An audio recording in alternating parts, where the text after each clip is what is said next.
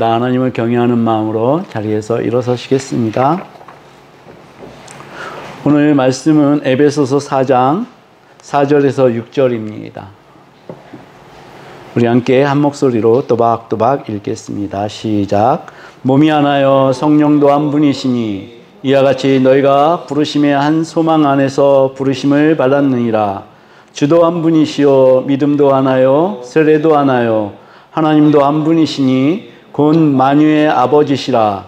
만유에 계시고 만유를 통일하시고 만유 가운데 계시도다. 아멘. 앉으시겠습니다. 할렐루야. 참 비가 많이 옵니다. 많이 왔습니다. 오늘 아침에 교회를 도착했더니 물이 많이 올라와 있었습니다. 감사하죠. 뭐가 감사하니까 떨어졌으면 우리 예배 못 드리거든요. 그런데 위에는 말짱하고 옆에도 말짱하고 밑에서만 올라옵니다. 그래서 잠깐 이거에 대해서 생각을 해봤더니 여기 이 앞에는 물이 안 올라왔어요. 그래서 이거를 조금 더 높이는 공사를 하면 어떨까 그런 생각이 드네요. 그러면 물은 안 올라오지 않을까 그런 생각이 들었습니다. 이제 말씀 전하겠습니다. 오늘 본문인 에베소서 4장 4, 5, 6절은 그 하나라는 단어가 계속해서 반복되고 있습니다. 몇 번이 반복되니까 7번을 반복시키고 있습니다. 하나라는 이 단어를 사도 바울이 의도적으로 사용한 것 같습니다. 그것은 하나님의 완전하신 숫자 7을 말하고 싶었던 것 같습니다. 또 오늘 본문은 삼위일체의 각 위격을 4절, 5절, 6절 이렇게 해서 나타내고 있습니다. 4절이 성령님에 대한 것이고요. 5절이 예수 그리스도에 대한 것입니다. 그리고 6절은 그 결론으로 또 하나님에 대한 그 위격을 나타내고 있습니다. 그런데 재밌는 것은 우리들이 보통 하나님을 이렇게 지칭하거나 할 때는 순서가 있지 않습니까? 성부 하나님, 성자 예수님, 성령 하나님. 그죠? 그런데 사도 바울은 여기서 성령 하나님을 먼저 언급을 합니다. 그리고 성자 예수님, 그리고 성부 하나님을 말씀하고 있습니다. 이것을 보니까 사도 바울은 성령님이 우리의 삶을 실제적으로 인도하고 우리와 함께 지내시는 분이 성령님이시다 이렇게 말씀하시고 있는 것 같습니다. 그래서 무엇보다도 실제적으로 성삼위일체를 표현하고 있습니다. 성령님께서 우리를 도우신다 이런 인식을 사도 바울이 하고 있습니다. 그리고 그것을 에베소 교인들에게 알려주고 싶어하는 그러한 마음인 것이죠.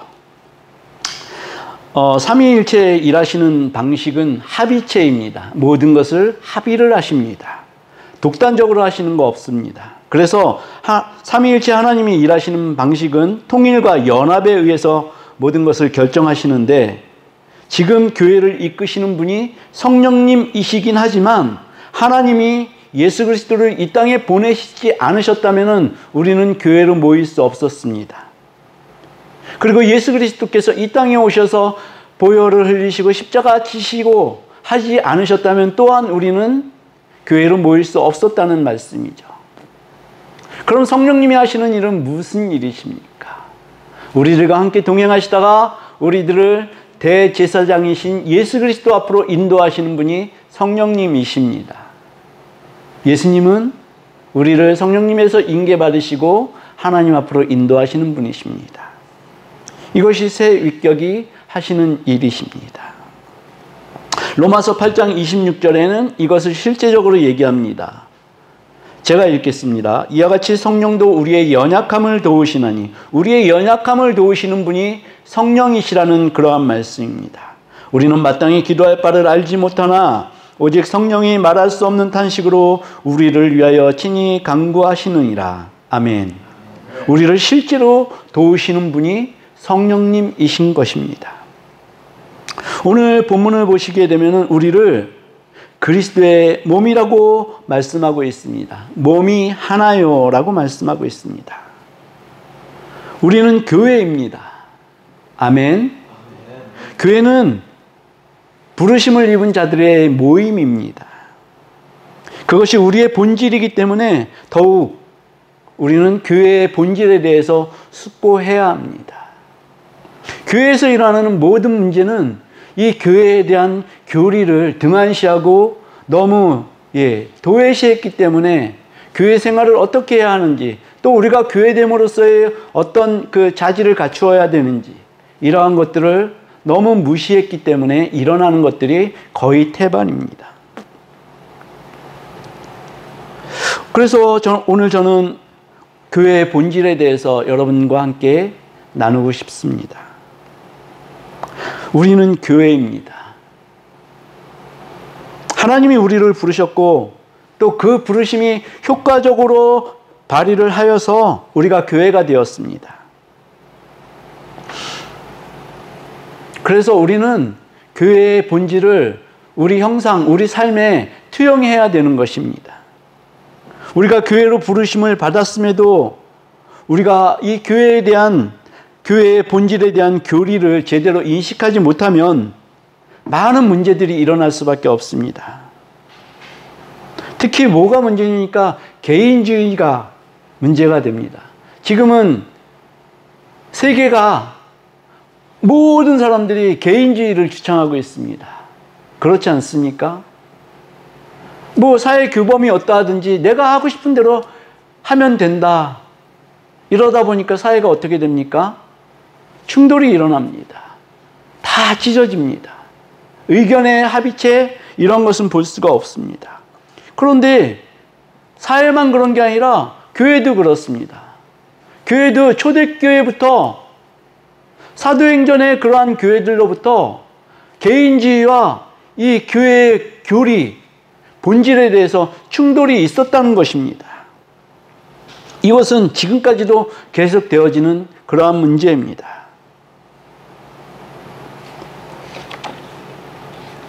실제적으로 우리가 교회로 부르심을 받은 것은 굉장한 영광입니다.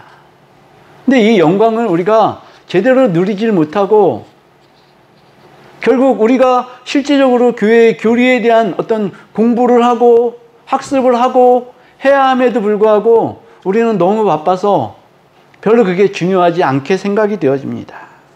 그러다 보니까 사도 바울이 말씀하신 것처럼 평안의 줄로 성령이 하나 되게 하는 것을 힘써 지키라, 이 말씀이 교회에서 실제적으로 지켜지고 있는지를 우리는 고민을 해야 하는 것입니다.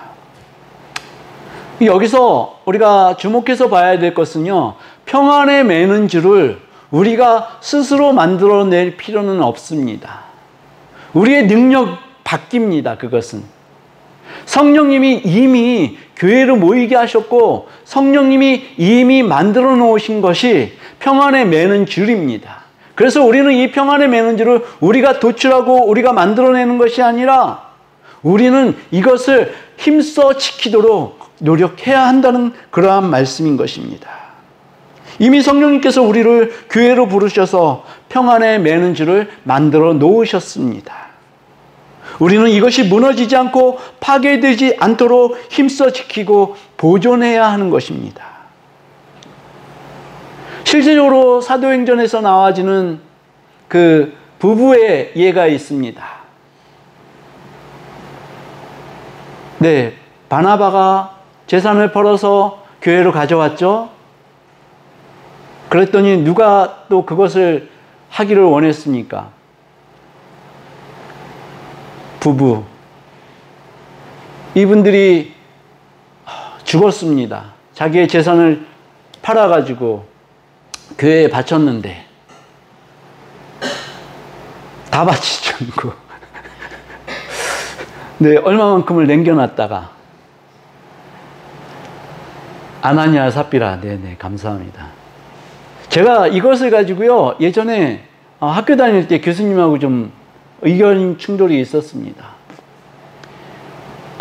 예, 그 얘기까지 들어가면 말이 길어질 것 같으니까 굳이 하진 않겠지만, 네, 그렇게 개인주의가 팽배했습니다. 그것이 부딪히다 보니까 죽음에까지 이르게 된 것이죠.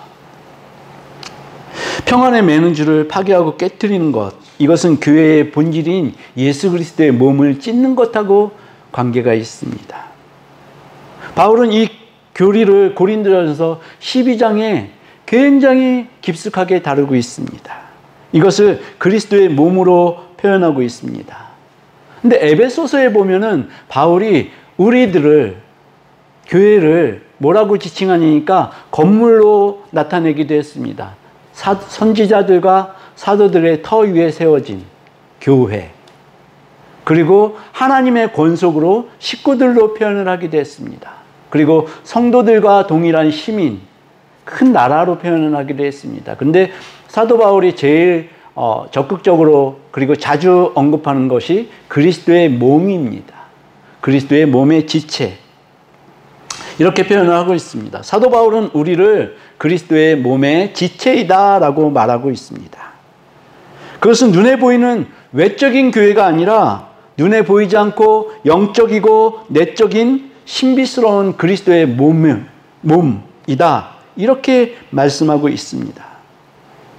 근데 이 신비스러운 존재는 어떤 한 세포가 이것이 발화하여서 손과 머리가 되고 발이 되고, 네, 이렇게 한 세포에서 태동해서 자라게 됩니다. 그런데 우리가 어떤 식의 경향을 갖고 있느니까 팔을 어디서 만들어 와요. 발을 어디서 만들어 옵니다. 그래서 이것들을 붙여가지고 한 인격체다, 이렇게 말하는 세상이 됐습니다. 마치 로봇과 같이. 근데 이것은 아니라는 얘기죠. 외적인 어떤 집합체가 아니라 내적으로 하나의 세포가 발화해서 하나의 인격체로 자라는 것이 교회입니다. 이것은 너무나 유기적인 관계입니다. 네, 너무나 유기적인 관계입니다. 이 세포가 십자가의 보혈로 발화가 이루어지고 구원받은 교회가 된 것, 이것이 교회입니다. 이 교회 안에는요, 지구상의 모든 나라와 종족의 사람들이 포함되어져 있습니다. 우리도 그 일원입니다. 참으로 우리가 중요시해야 될 것은 이 그리스도의 몸에 우리가 지체로 참여하고 있다, 이것을 항상 기억을 해야 한다는 것입니다.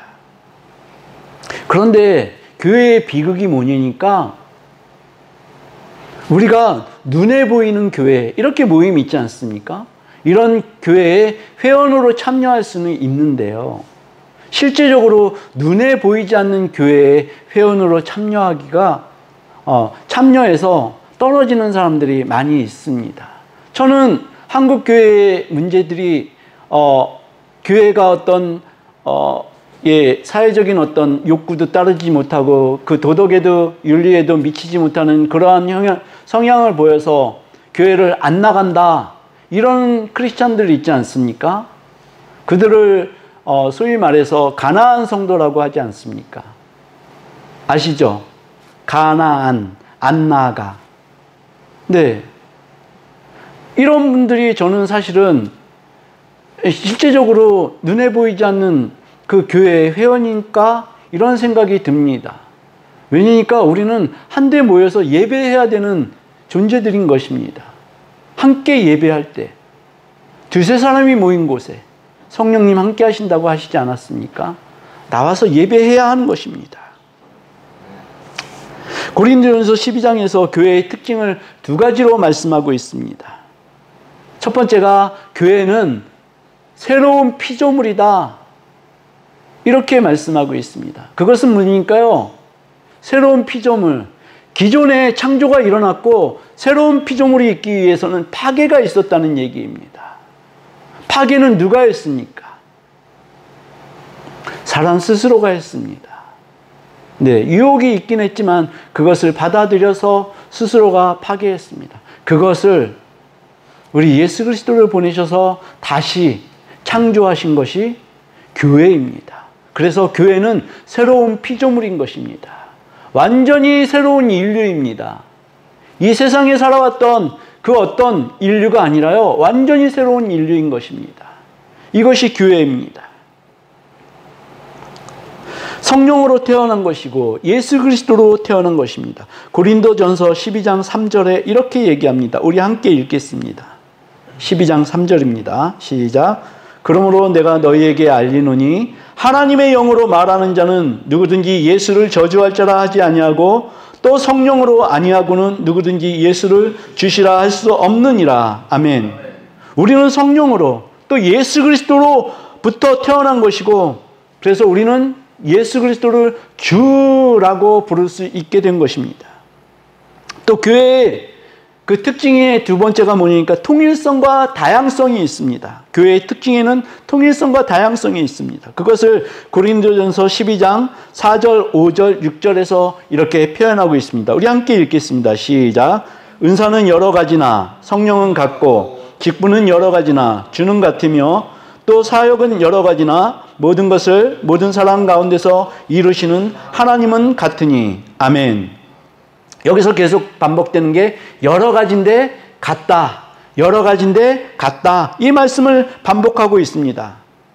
교회는 굉장히 다양한데 이것이 통일을 이루고 있다는 그러한 말씀입니다. 우리 12장의 12절 13절도 우리 함께 읽겠습니다. 시작. 몸은 하나인데 많은 지체가 있고 몸에 지체가 많으나 한 몸인가 같이 그리스도도 그러하니라. 우리가 유대인이나 헬라인이나 종이나 자유인이나 다 한 성령으로 세례를 받아 한 몸이 되었고 또 다 한 성령을 마시게 하셨느니라. 아멘. 근데 고린도전서 11장을 보니까요 18절과 19절엔 뭐라고 나오니까 고린도 교회에 분쟁과 파당이 있다 이렇게 얘기를 합니다. 그것을 사도 바울은 주의 만찬에 함께 할 수 없게 된 이유로 꼽고 있습니다. 무슨 얘기니까 고린도 교회에도요 부자인 사람들이 있었고 또 그렇지 못한 사람들이 있었습니다. 예, 부자인 사람들이 도시락을 쌓아가지고요 자기들끼리만 먹더라는 얘기입니다. 그래서 사도 바울이 너희 식사 시간을 늦춰라 이렇게까지 말씀을 합니다. 함께 하라는 얘기죠. 분쟁과 파당. 교회의 통일성이 깨어지게 되는 것입니다. 교회가 중구난방이 되어지는 겁니다. 조화가 깨지고 불협화음이 나오게 됩니다. 불평이 나오게 됩니다. 그래서 고린도전서 1장을 보시게 되면요 고린도 교회가 4개로 쪼개지고 있는 모습을 봅니다. 뭐라고 얘기하니까 1장 12절에 이렇게 말합니다. 내가 이것을 말하거니와 너희가 각각 이르되 나는 바울에게 나는 아볼로에게 나는 게바에게 나는 그리스도에게 속한 자라 한 것이니. 예, 이렇게 4가지로 교회가 분열이 되는 모습을 볼 수 있습니다. 우리가 잊지 말아야 될 것은 우리는 오직 그리스도 예수께만 속한 자인 것을 기억하시길 바랍니다. 아멘. 네, 우리는 예수 그리스도께만 속한 자입니다. 그렇습니다.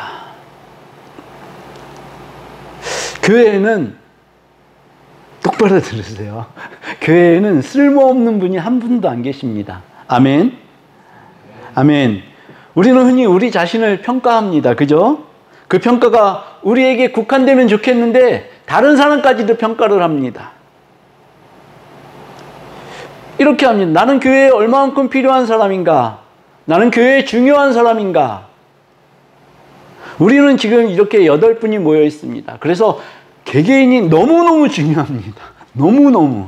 근데 한 100명쯤 모이고 1000명쯤 모이면은요, 어떤 분은 그냥 뒤로 도태되고 이러신 분들이 굉장히 많습니다. 이게 자기 자신을 스스로 평가를 합니다. 나는 교회에 얼마나 필요한 사람인가? 나는 교회에 얼마나 중요한 사람인가? 그런데 여기서 그냥 끝나면 좋겠는데요. 다른 사람을 평가합니다. 저 사람은 교회에 얼마나 중요한 사람인가? 얼마나 필요한 사람인가? 이렇게 우리가 공들여서 키워야 되는 그러한 보살펴야 되는 그러한 사람 아닌가? 이렇게 다른 사람에 대한 평가까지 하더라는 얘기죠. 그럼 교회가 어떻게 될까요? 교회는 교회의 본질의 자세를 잊어버리게 되는 것이고 교회가 감당해야 될 몫을 감당하지 못하게 되는 것입니다.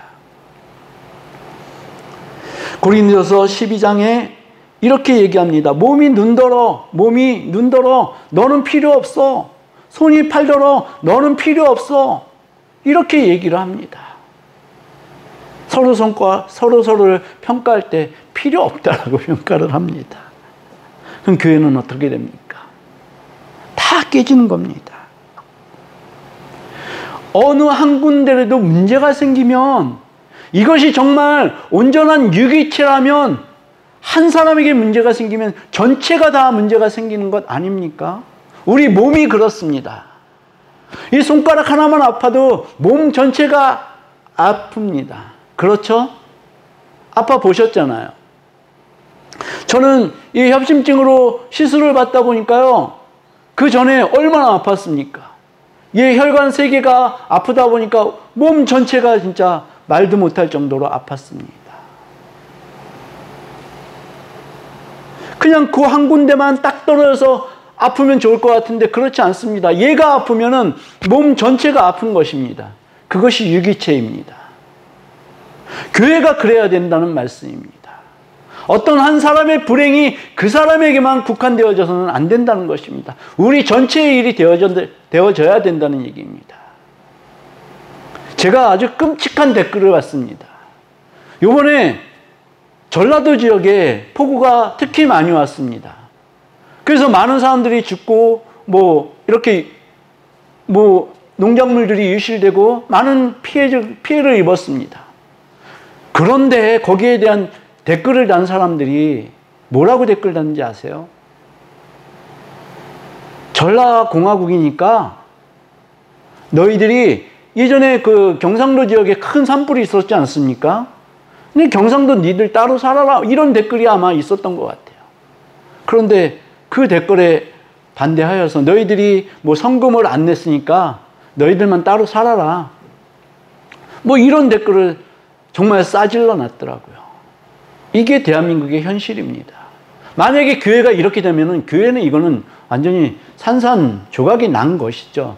사실은 대한민국은 그냥 이 같은 땅덩어리 안에 같은 국가로 묶여져 있을 뿐이지 마음들은 산산조각이 나 있습니다. 근데 산산조각이 나 있으면 좋은데요, 왜 서로들을 혐오하는지 모르겠어요. 거기까지는 가지 말아야 되는데. 맞지 않습니까? 참 마음이 아프더라고요. 사실 우리 교회가 해마다 이렇게 불이 차오르지만 이건 별로 큰 문제가 아니에요. 닦아내면 되니까요. 감사하게도 아침에 이렇게 쓱쓱 문질렀는데 거의 말랐잖아요. 근데 우리 마음속에 생겨진 상처들은 이게 그렇게 쉽게 없어지지 않더라는 얘기입니다. 옛날에 우리나라는 그렇지 않습니까? 뭔가 큰일이 터지면 함께 뭉쳐서 그랬잖아요. 근데 지금은 그게 아니더라는 얘기입니다. 오히려 우리가 예전에 일본에 대한 인식을 갖고 있었던 것처럼 잘 됐다, 니들이 지진 나니까 잘 됐다, 이런 인식들을 갖고 있는 것 같아요. 참 무서운 현실입니다. 잠깐 삼천포로 빠졌었는데요.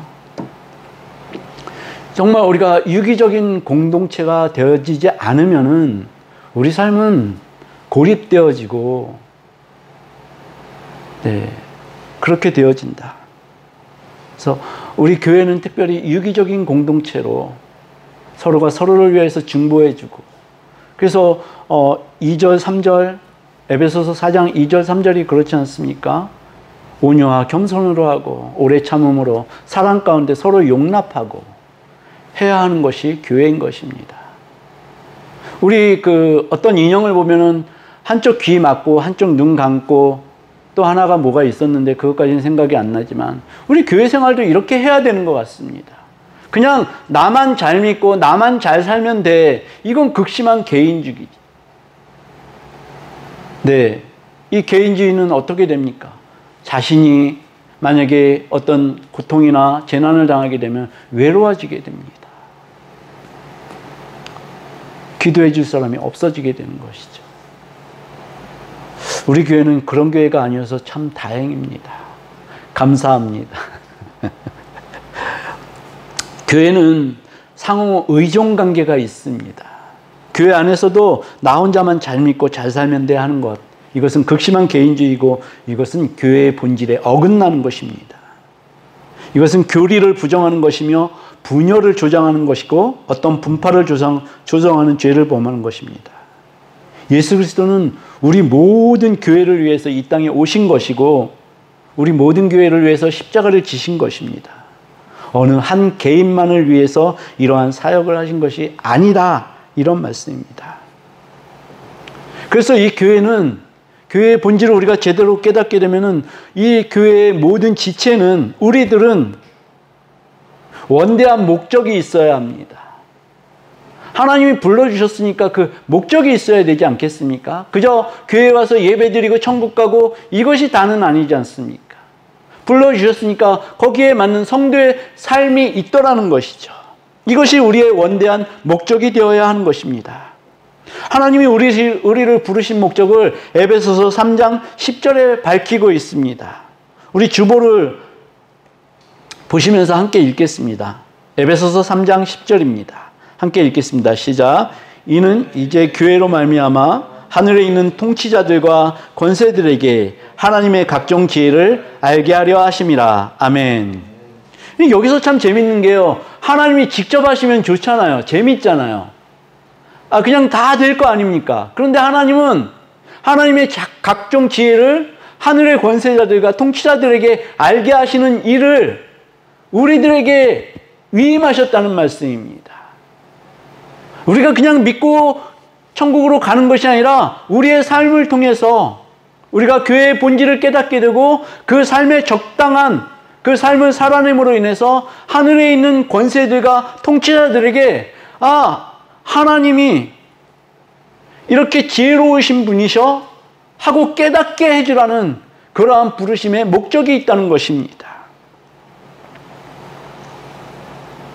그런데 이 목적을 하기 위해서는, 목적을 달성하기 위해서 우리가 출발해야 될 그 출발선상이 있습니다. 그것은 첫 번째가 평안에 매는 줄을 힘써 지키는 것입니다. 평안에 매는 줄. 성령께서 하신 그 평안에 매는 줄을, 그것 하나를 힘써 지키는 것입니다. 그래서 우리가 하고 싶은 말이 있거나 특별히 다른 사람을 비난하거나 이러한 말은 입 밖에는 내시면 안 된다는 그러한 말씀입니다.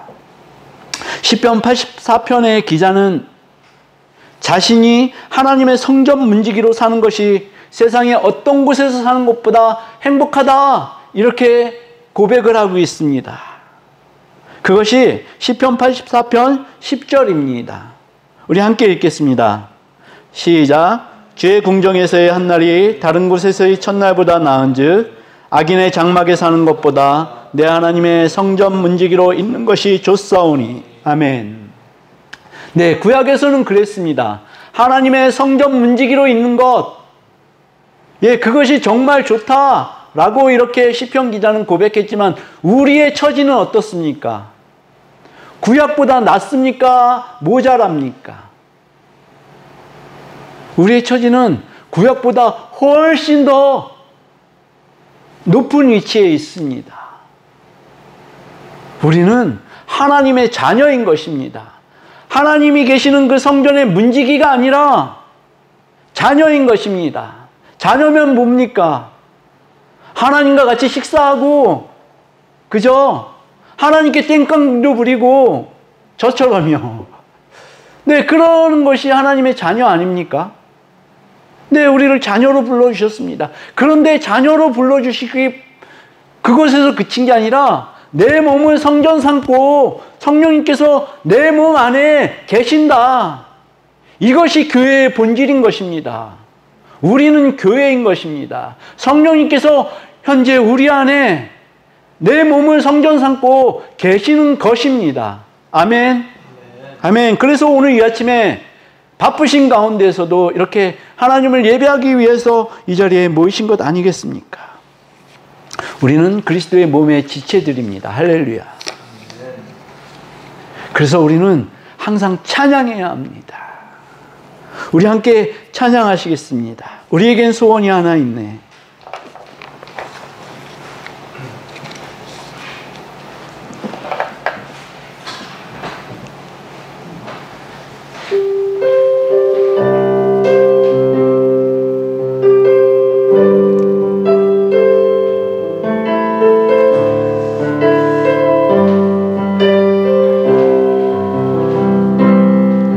우리에겐 소원이 하나 있네. 주님 다시 오실 그날까지 우리 가슴에 새긴 주의 십자가 사랑, 나의 교회를 사랑케 하네. 주의 교회를 향한 우리 마음, 희생과 포기와 가난과 고난, 하물며 죽음조차 우릴 막을 수 없네. 우리 교회는 이 땅의 희망, 교회를 교회되게, 예배를 예배되게 우리 사용하소서. 진정한 풍의 날 오늘 임하도록 우리 사용하소서. 교회를 교회되게, 예배를 예배되게 우리 사용하소서. 진정한 풍의 날 오늘 임하도록 우리 사용하소서. 성령 안에 예배하리라. 성령 안에 예배하리라. 자유의 마음으로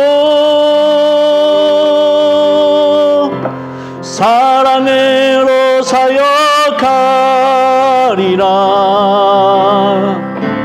교회는 생명이니 교회를 교회되게, 예배를 예배되게 우리 사용하소서. 진정한 풍의 오늘 임하도록 우리 사용하소서. 아멘. 우리 기도하시겠습니다. 우리가 교회의 지체됨을, 아니 예수 그리스도의 몸의 지체됨을 날마다 생각하게 하여 주시옵고, 우리를 지체로 불러주셨사오니 지체에 맞는 삶을 살 수 있도록 우리를 주장하여 주시옵소서.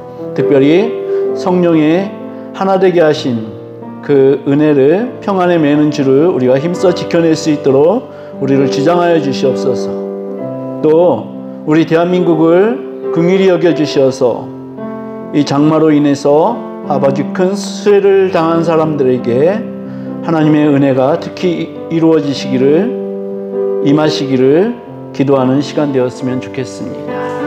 우리 함께 주님 한번 부르시고 기도하시겠습니다. 주님